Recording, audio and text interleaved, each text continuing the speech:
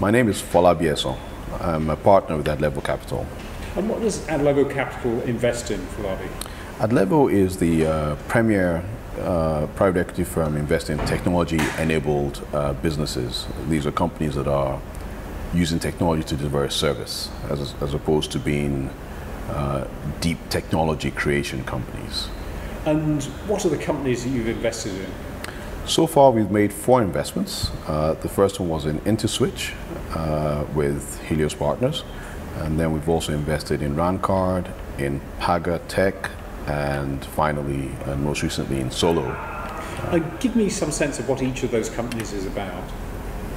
So, IntoSwitch is the largest payment processing company in Nigeria and therefore in West Africa. Probably 70–75% of payments go through IntoSwitch networks at some point in time. Paga is a mobile money company, but we rather think of it as a financial services company, not just mobile money. It's about inclusion and many other things.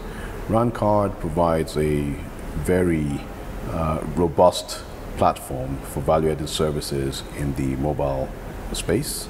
And they have some very exciting technology there. And Solo is an end-to-end content platform with a nice phone attached to it. Exactly. And when you look at investments, what do you look for in the business? Well, essentially, the biggest thing is people.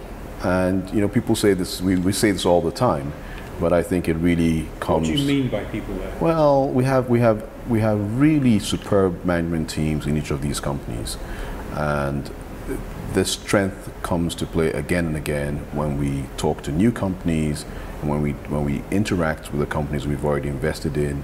These are entrepreneurs who started out with a very strong vision of where they want to go and have picked people to go on that journey with them essentially from the beginning. So we haven't actually as of yet invested in a company where it's a one-man business and later on brought in a few people to assist. Essentially, we've seen companies that have had strong teams, strong vision, stayed together for a while, and this I think would be the core of the business. Of course, because we're investing in technology, these are also very often engineering types, technology buffs, and so on and so forth. But at the end of the day... Are there limitations in having such a representation of technology people in the company? I don't think so. I mean, I think you don't have to be an engineer to be a great business person, entrepreneur in the technology space. But you certainly have to be detailed. You have to understand the technology in great detail and to be able to see where it's going. You can't be someone who's really hands off from the technology and then imagine that you'll get a bunch of engineers or computer programmers to do your work and you just go off and sell the technology. That's not going to make a great company. You have to get into the details. So we like the fact that these guys actually have deep knowledge of what they're talking about.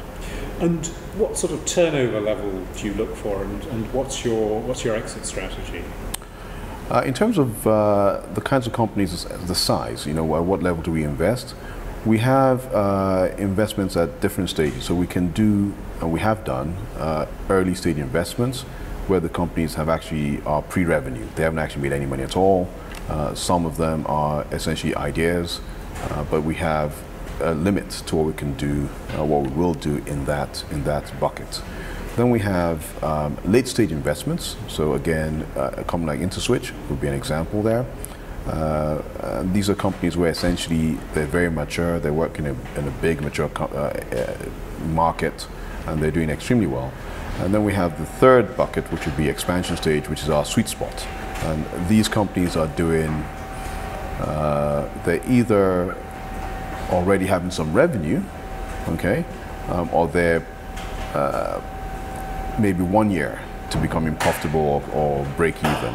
And we actually look at it in terms of how much we're going to put into this business. So it's about $3 to $5 million would invest in these expansion stage businesses. So you're a minority investor?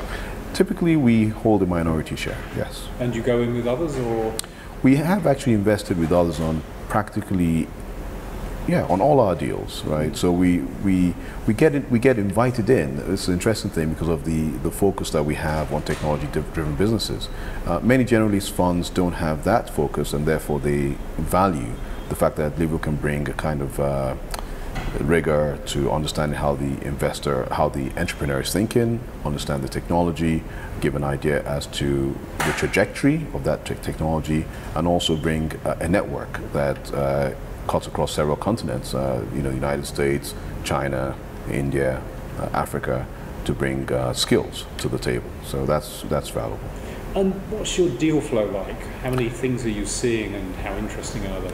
Deal flow is very strong. I mean, when we started out many years ago now, I think it's 5 or 6 years, 6 years when we actually started, there was lots of... When you didn't have grey hair. That's right, all the grey came just here. Yeah, I mean, there was a lot of skepticism about technology investing in Africa. But we think that this model has proven itself. We see very strong deal flow, north of 100 companies every year. And we think this will continue and maybe even get stronger.